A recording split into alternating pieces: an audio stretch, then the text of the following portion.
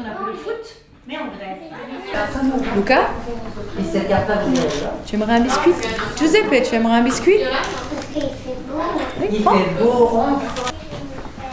On va faire bientôt. Mais là, pour aujourd'hui, je n'ai pas sûr de biscuits. C'est pour nous un moment important que de pouvoir présenter ce beau projet « Parle avec moi », que l'on va abréger par PAM ou « Parle avec moi » selon les situations.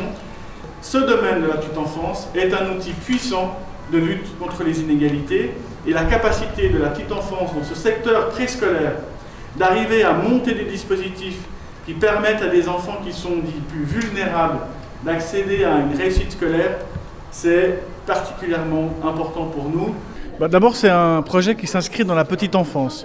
Souvent, on parle des questions de garde, de conciliation vie familiale, vie professionnelle, avec un nombre de places qui est importante. Puis on oublie un autre volet important de la petite enfance, c'est sa capacité à lutter contre les inégalités ou à donner des chances aux enfants de rattraper parfois du retard scolaire ou préscolaire. C'est vraiment essentiel que tout le monde soit imprégné de ce programme pour qu'à chaque moment de la journée, que ce soit en petit groupe, en atelier ou en plus grand groupe, eh bien, qu'ils puissent avoir cet exercice du langage. Les perspectives, c'est de pouvoir faire en sorte que l'ensemble des institutions de la petite enfance de Vernier puissent avoir ce programme. Et puis, je dirais que l'enjeu ou le défi pour nous, c'est d'arriver à faire en sorte que les parents soient vraiment partie prenante de ce programme pour que ce qu'ils apprennent lors de leur accueil en petite enfance, les parents puissent aussi en être maîtres et l'utiliser lors des relations familiales. On passe très rapidement dans les apprentissages qui sont importants. À la naissance, le bébé est capable de percevoir tous les sons de toutes les langues et très rapidement, il va mettre ses capacités à profit pour pouvoir développer la compréhension et la production des mots. On considère que dès l'âge de 5 mois, un enfant commence à comprendre ses premiers mots. Et on considère qu'entre 18 mois, 24 mois et l'âge de 4-5 ans, c'est-à-dire le moment où l'enfant va entrer à l'école, l'enfant va apprendre quelque chose comme un nouveau mot par heure de veille. Donc c'est énorme. La base de ce programme, le premier axe, c'est les postures au quotidien qui vont permettre le renforcement du développement engagé chez le jeune enfant. On sait que plus on commence tôt à prendre en charge cet aspect-là du développement de l'enfant, plus les chances de réussite à l'école et par cascade de succès professionnel sont importantes. Donc ça mérite vraiment une attention particulière, ça mérite des moyens supplémentaires, une attention particulière pour mettre des choses en place. Et une dernière assiette.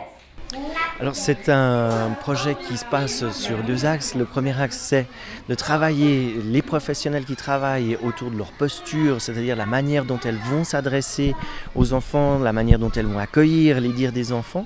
Et il y a un autre pan de cette pédagogie qui est les ateliers langage, où là on prend les enfants par petits groupes, par niveau de compétences langagières, afin de renforcer ces compétences, afin de leur permettre de pouvoir les entraîner, de pouvoir s'exprimer.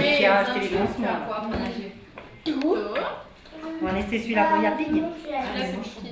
Pourquoi Yapig ce biscuit? D'un point de vue multiculturel, il est important, contrairement à des idées reçues qu'on avait jusqu'à présent, que les familles migrantes parlent dans leur langue maternelle aux enfants, plutôt que d'apprendre en guillemets un mauvais français à la maison et qui vont ainsi apprendre un bon français à la crèche.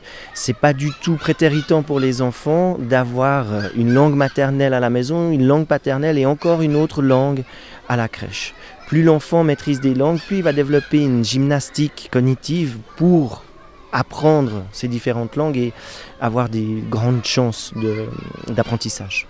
La ville de Vernier, c'est une commune qui est très touchée d'un point de vue de chômage, de paupérisation des familles, etc.